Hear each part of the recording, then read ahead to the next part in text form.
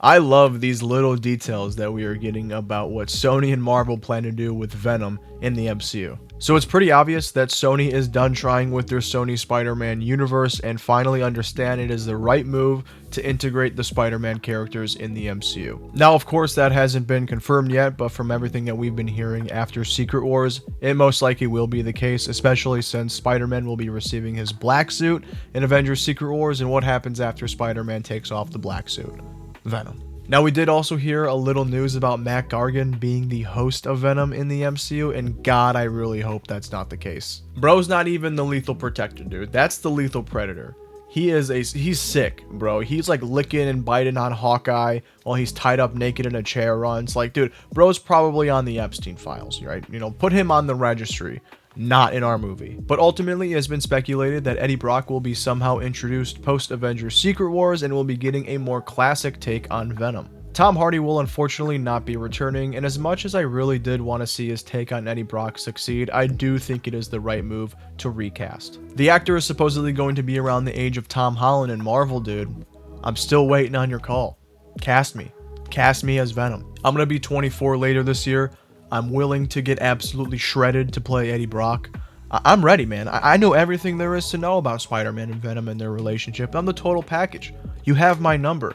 Just give me a call. Getting back on track, I am actually super excited to see what they're going to be doing because it really does look like they're going to right their wrongs. Looking back on Venom media, there is only a small handful of good adaptations versus the large handful of bad ones. And honestly, the issue always seems to be that the story isn't comic accurate. Every single good adaptation or somewhat good adaptation is based on the original books. Harry Osborn's Venom has failed one too many times for them to try again, and why did we even try to make a Venom story without Spider-Man? I guarantee if you give us just a general, basic, classic Venom, classic look, classic story, general idea, just basic and classic, you will please millions. And I'm not trying to sound too dramatic, but Venom is like Marvel's 7th most profitable character, and I don't think they can afford to fail again inside of the MCU. That's just way too expensive. Now, the most recent piece of info that we got about the future of Venom is that he most likely will not be portrayed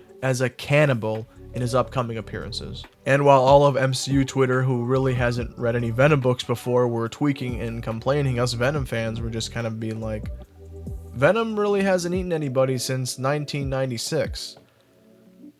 Don't know why you had to tell us that. Maybe it's because Tom Hardy's Venom ate a couple people in his trilogy.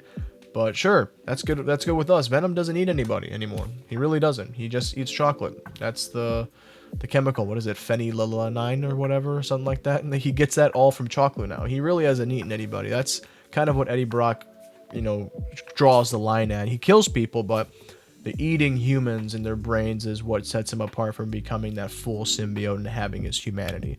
He really hasn't eaten anybody since the 90s. It's super exciting to hear all of this news, and I really want to go into depth on what I really want from Venom in the MCU, and I was going to do that a couple weeks ago, but some of this news came out. It just kind of made me rethink everything and was like, oh my god, we should be getting news soon, so I'm going to put on hold on that until we get a little bit more news, and then I'll go into depth on it. But until then, thanks guys.